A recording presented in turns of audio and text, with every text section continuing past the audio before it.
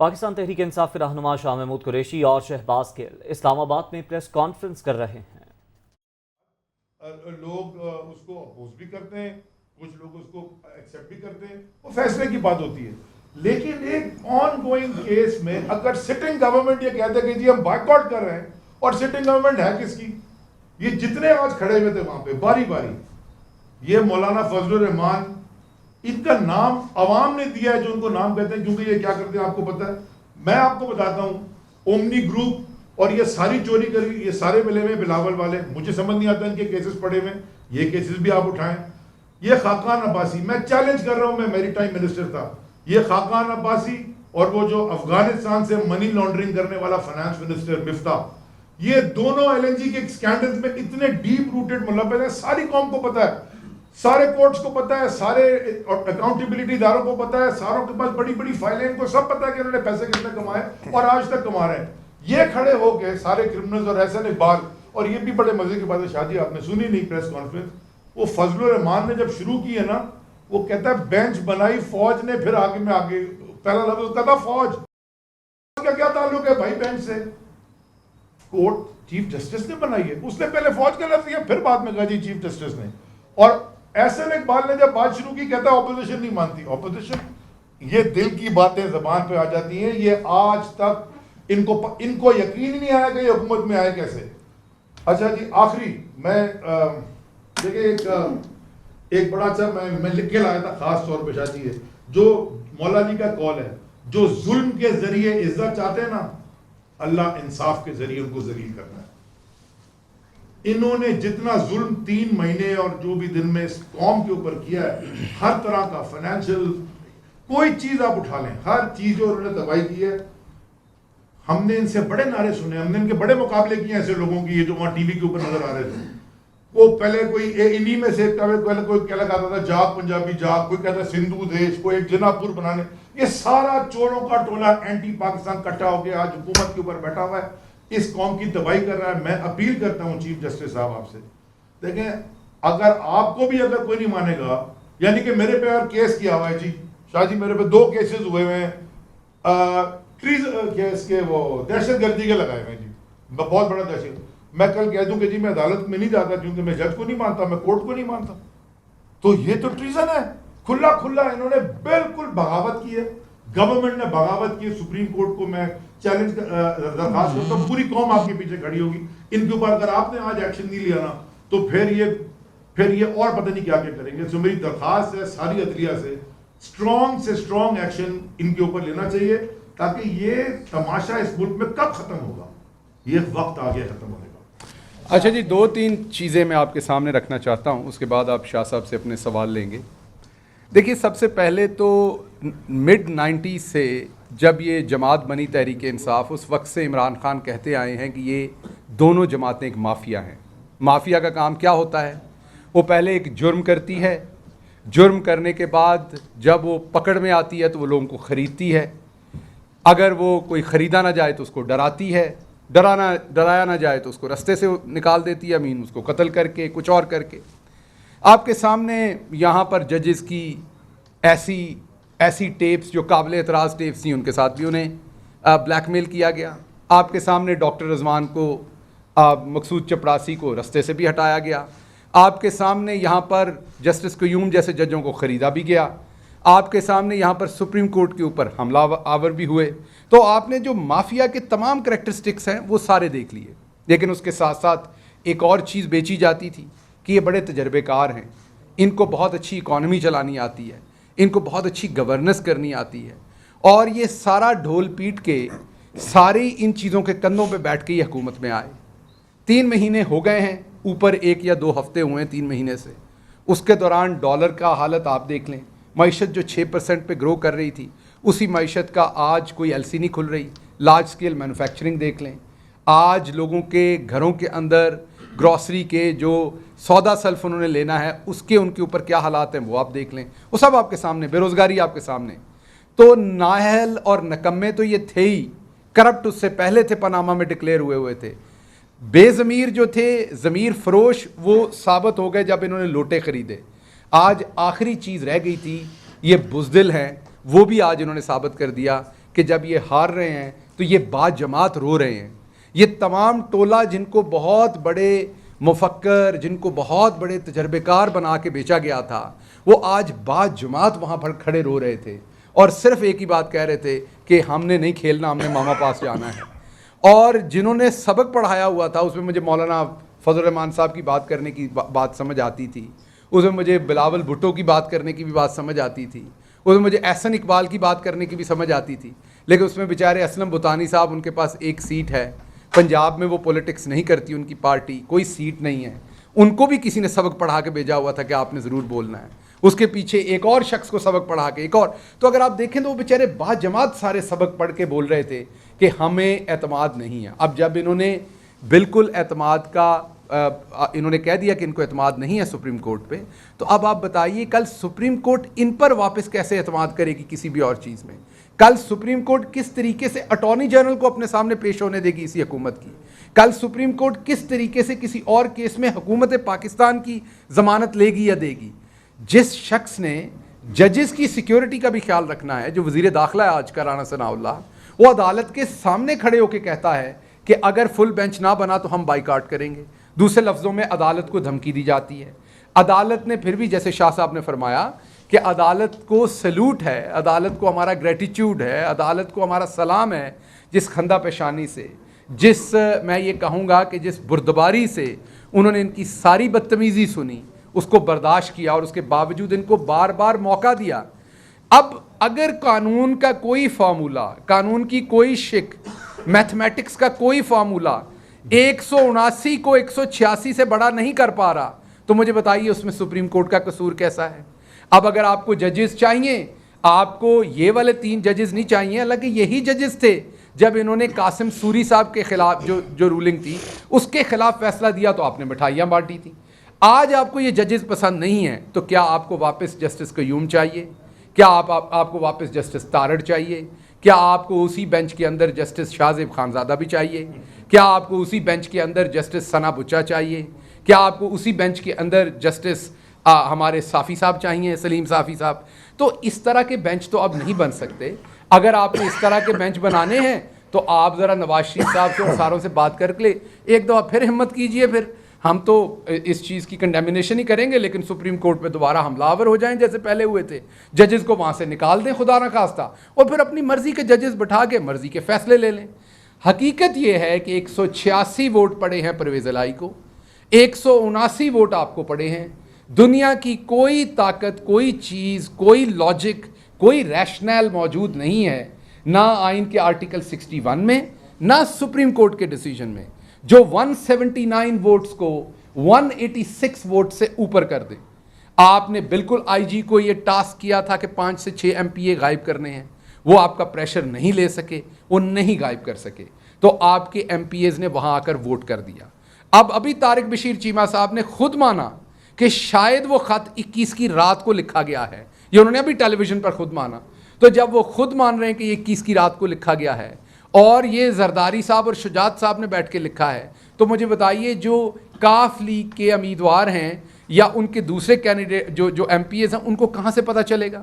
اچھا، اگر deputy speaker کے پاس یہ خط پہلے سے آیا ہوا تھا تو جب وہ بیٹھے جا کے اسمبلی میں، تو کیا انہیں کاف لیگ کے لوگوں کو یہ اطلاع نہیں دینی چاہیے تھی تاکہ وہ اپنا ووٹ ضائع نہ کرتے؟ ہو سکتا انہوں نے حمزہ کو ووٹ ڈالنا ہوتا، لیٹر سرکولیٹ وہی لیٹر کی کاپی کرواتے، انہیں ایک سرکولیشن بھیجتے اور پھر کہتے، پڑھ کے سناتے، کہتے کہ آپ کو کاپی دے دی، اب آپ پڑھ لیں، یہ اوریجنل میرے پاس ہے، آ کے دیکھ لیں، آپ کو حق ہے اپنا ووٹ خراب نہ کریں. یہ آئین کے آرٹیکل، ویسے تو آئین میں گنجائش نہیں ہے کہ ہیڈ آف پارٹی جو ہے وہ یہ کر سکے، لیکن اگر لگتا تھا اسپیکر کو، وہ کہہ رہے ہیں مجھے ابھی ملا لیٹر، ابھی کب ملا؟ اسمبلی کے دروازے تو بند ہو گئے تھے، وہاں سب کے سامنے انہوں نے نکالا. دوسرا اس میں آئینی پوائنٹ، قانونی پوائنٹ ایک اور ہے کہ اب 176 ووٹ ہے وہ آپ کہتے ہیں پی ٹی آئی کے لوگوں کے ہیں. اب آپ نے پرویز الہی کا ووٹ تو گنانی کینسل کر دیا، تو امیدوار تو ختم ہو گیا. تو پھر یہ بتائیں وہ 176 کس کو ملے؟ جب پرویز الہی خود اپنے آپ کو ووٹ نہیں ڈال سکے تو امیدوار تو پرویز الہی ختم ہو گئے. تو پھر وہی بات ہوئی کہ آپ اکیلے ہی بھاگنا چاہتے ہیں، آپ چاہتے ہیں مقابلے میں کوئی مقابلے والا نہ ہو. آپ عدالتوں سے تبھی، آپ کو عدالتوں کے اوپر تبھی اعتماد ہوگا اگر عدالت جو ہے وہ پرویز الہی صاحب کو اٹھا کے کسی زندان میں بند کر دیں.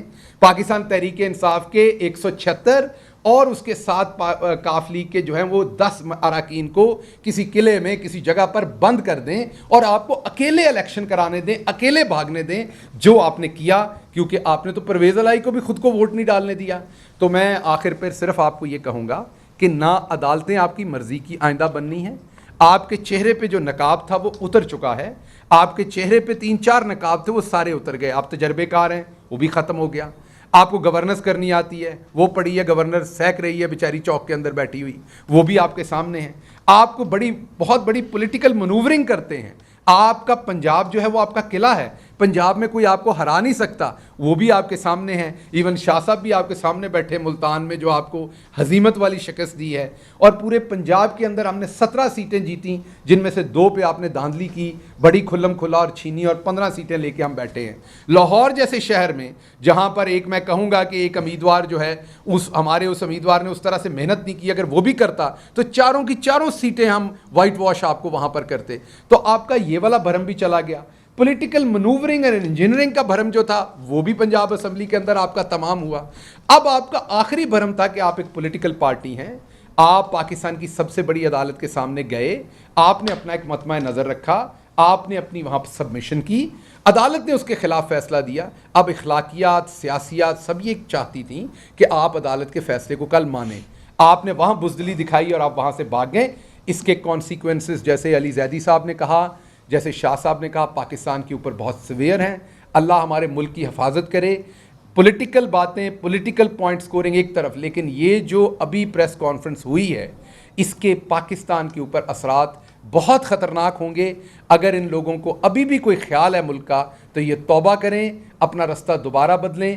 جو سیاسی جماعتیں ہوتی ہیں وہ حکومت میں آنے کے لیے بھی ہوتی ہیں اور وہ اپوزیشن کرنے کے لیے بھی ہوتی ہیں, دونوں چیزوں کو کھلے دل سے قبول کرتے ہیں. عمران خان کے اوپر جب یہ وقت آیا تھا, حالانکہ سب کے سامنے اندھیر نگری ہوئی تھی, اس کے باوجود عمران خان نے چپ کر کے اپنی ڈائری اٹھائی تھی, اللہ کا نام لے کے جا کے عوام کے سامنے اپنے آپ کو پیش کر دیا تھا.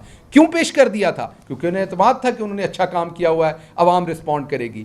قاسم سوری نے ایک رولنگ دی تھی اور اس کے بعد وہ ہر جگہ پاکستان میں گئے, ہر جگہ جلسے کیے, عوام نے انہیں کس طریقے سے رسپونڈ کیا. ایک رولنگ ادھر مزاری صاحب نے بھی دی ہوئی ہے, دوست مزاری صاحب نے, آپ ان کو کہیں تو صحیح کہ کسی جگہ پر وہ عوام کے سامنے جا کے چائے کا کپ پی لیں کہیں پہ, کیونکہ انہیں اپنے کنڈکٹ کا پتہ ہے, انہیں اپنے کردار کا پتہ ہے.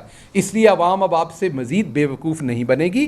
آپ کو کل یہ فیصلہ تو اٹھانا پڑے گا, یہ بوری تو اب آپ کو سر پہ اٹھانی پڑے گی, اور ساتھ ساتھ شرمندگی, ہزیمت. اور اب بہتر ہوگا کہ آپ لوگ قوم سے معافی مانگیں اور بتائیں کہ آپ بس ایسے اللہ تللے قسم کے چور تھے, یہ بے وقوف آپ نے ایک بنایا ہوا تھا, آپ سے غلطی ہو گئی ہے, معافی مانگیں, اپنی جان چھڑائیں. جنرل الیکشن ہو, عوام ایک پارٹی کو مینڈیٹ دے, جس کو بھی دے, ہمیں دے, کسی پارٹی کو دے, اور آ کے وہاں پر ایک حکومت قائم کہ مسلم لیگ نے پہلے بھی سپریم کورٹ کے اوپر حملہ کیا تھا, سب کے سامنے ہے.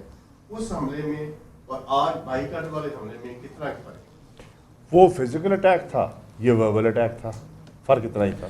شاہ صاحب یہ چیز بتائیے کہ قادر, میں اس میں ایک شاہ جی میں اس میں ایڈ کروں, آج صبح جو پریس کانفرنس کی گئی, جو سارے کھڑے تھے پورے کے پورے, وہ پرائم منسٹر سیکریٹریٹ سے کی گئی تھی. شام والی بھی, اور شام والی بھی وہیں سے کی گئی. میں تو یہ ہم بلکہ ساری قوم کو یہ سوال پوچھنا چاہیے کہ یہ خود پرائم منسٹر غائب کدھر ہے؟ یعنی کہ وہ تو رات بھر کام کرتے ہیں نا, صبح 6 بجے پہنچ جاتے ہیں کام پہ اور ساری رات کام کرتے ہیں, تو وہ جواب کی اپنی پوزیشن تو کلیئر کریں. ان کی کیبنٹ نے بغاوت کر دی ہے پاکستان کے سپریم کورٹ سے, وہاں کھڑے ہو کے, وہ خود کدھر ہے؟ ان کا موقف تو سامنے ہے. اینٹی کورٹ حکومت جو ہے وہ فل کورٹ مانگ رہی تھی, کیا دراصل ان پر اپنا پرسنل ایجنڈا اتنا سوار ہو گیا ہے کہ ذہنوں پر کہ انہیں نیشنل ایجنڈے کی کوئی پرواہ نہیں. یہ اپنے ذاتی مفاد کے اتنے تابع ہو گئے ہیں کہ انہیں ملک کی مفاد دکھائی نہیں دے رہا. شاہ صاحب یہ فرمائیے گا کہ اداروں کے ساتھ تصادم دن بہ دن بڑھتا جا رہا ہے, اور دوسری طرف یہ باز کا ہے کہ کوئی ایسے مذاکرات, کوئی ایسی چیزیں ہو رہی ہیں کہ جنرل الیکشن کی طرف جایا جائے اور اس کے اوپر تمام سیاسی جو جماعتیں ہیں, اسٹیک ہولڈرز ہیں, ان کو بٹھایا جائے. آیا ان خبروں میں کوئی صداقت ہے؟ اور شاہ جی اسی میں لے لیں کہ آپ ہی ایسے وہ سیاستدان ہیں پی ٹی آئی کی طرف سے, مطلب سینئر, جن سے رابطہ ہو سکتا ہے, تو کیا ابھی تک کوئی باضابطہ رابطہ ہوا ہے کسی طرف سے؟ مجھ سے تو نہیں ہوا جی. मैं मुसद्दक़ा तौर पे कह सकता हूँ, और मेरे ख्याल में हमारी पार्टी से भी नहीं हुआ। देखिए, हम पॉलिटिकल लोग हैं और सियासी लोग सियासी बैठक से कभी कतराते नहीं हैं, लेकिन उसका कोई एजेंडा होता है, उसका कोई मकसद होता है। हाँ, हम पहले दिन से कह रहे हैं, वाहिद हल इस मुल्क की नौ को इस भंवर से निकालने का है नए इंतखाबात, शफाफ फौरी इंतखाबात। उस सिलसिले में अगर ये ज़हनी तौर पर तैयार हैं तो हम बैठने को तैयार हैं, हम गुफ्तगू करने के लिए तैयार हैं कि इलेक्शन कैसे हो सकती है, उनको हम शफाफ कैसे बना सकते हैं, अगर कहीं इस्लाहात दरकार है तो वो क्या है, ठीक है। इलेक्शन कमीशन को हमने क्रेडिबल कैसे बनाना है, उसकी क्रेडिबिलिटी जो मुतासिर हुई है उसको हमने बहाल कैसे करना है, इस पे गुफ्तगू हो सकती है। हम कोई हट धर्मी का मुजाहरा नहीं करेंगे, हमारी कोई ज़ाती दुश्मनी तो नहीं है उनके साथ। हम तो कह रहे हैं कि मुल्क के तकाज़े ये हैं और ये मुल्क के तकाज़ों को पूरा नहीं कर पा रहे, क्योंकि उनका ऑब्जेक्टिव अपने केसेस को दफन करना था, उनका ऑब्जेक्टिव नैब को डिफैंग करना था, और अपने ऑब्जेक्टिव्स को हासिल करने के लिए वो मुल्क को अगर डिफ़ॉल्ट की तरफ धकेल दें तो ये बहुत बड़ा अलमिया होगा। सर, पीडीएम ने सुप्रीम कोर्ट का बाइकआउट किया है, दूसरी तरफ खान साहब ने भी एक अदारे के लोगों के नंबर ब्लॉक किए हुए हैं, क्या फर्क है, क्या वो भी अपने इत्मीनान नहीं? ये कोई सवाल नहीं है यार। शाह साहब, जब आज तरह ने कहा कि मौलाना साहब ने कहा है कि जो 3 की बेंच तश्कील दी है वो फोड़ देती है, जब आपके खिलाफ ये क्या शाह साहब ने कहा कि मैंने नहीं कहा, मौलाना ने कहा कि आपने अपने प्रेस कॉन्फ्रेंस में कहा कि मौलाना साहब कह रहे हैं कि जो 3 की बेंच है ये फोड़ तश्कील दी है, जब आपके खिलाफ तहरीक के में तमाम पेश नहीं करती, आप फौज पर इल्जाम लगा रहे थे, आखिर इस मुल्क में जब भी कुछ हो रहा है तो इल्जाम उन पर क्यों लगाए जा रहे हैं? देखिए, हम तो पहले दिन से ये कह रहे हैं कि आइन ने हर इदारे के रोल का एक तयन किया हुआ है, हर इदारा अपने उस रोल के मुताबिक काम करे तो कोई किसी पे उंगली नहीं उठाएगा। जो एग्जेक्टिव की जिम्मेदारियाँ हैं वो एग्जेक्टिव अदा करे, जो लेजिस्लेचर की जिम्मेदारी है, कानून साजी है, पॉलिसी मेकिंग है, वो लेजिस्लेचर को करनी चाहिए। जो आइन की इंटरप्रिटेशन है, तशरीह है, इंसाफ मुहैया करना है, ये जुडिशरी की जिम्मेदारी है, वो उसे करनी चाहिए। तो जब सारे इदारे आइन की तयशुदा हदूद व क़यूद के अंदर रहते हुए काम करते हैं तो ये मुश्किलात से हम निकल जाएंगे। मैं समझता हूँ कि पाकिस्तान इवॉल्व कर रहा है, इवॉल्व कर चुका है। आपके लोगों ने बड़ी सियासी पुख्तगी और मैच्योरिटी का मुजाहरा किया है। उन्होंने नहीं देखा कि मिसाल के तौर पर आप बाई इलेक्शन को ले लीजिए, एक तरफ सरकारी फंड्स थे, रियायत थी, मराद थी, और दूसरी तरफ एक ऐसे कैंडिडेट को वोट दे रहे थे जो बज़ाहिर अगर जीत भी जाता तो अपोजिशन में बैठना था। लोगों ने पॉलिटिकल मैच्योरिटी का साथ दिया, लोगों ने इमरान खान के बयानिए को तस्लीम किया और उन्होंने कहा कि इस बयानिए में हमें अपना मुस्तकबिल दिखाई दे रहा है। तो उन्होंने हुकूमत की पेशकश और रियायत, फंड्स, मराद मुस्तरद की और बल्ले पे मोहर लगाई। शासन अगर पंजाब में बेहतर फैसला आता है और आपकी हुकूमत बन जाती है तो आप ख्याल कर सकते हैं पाकिस्तानी कौम के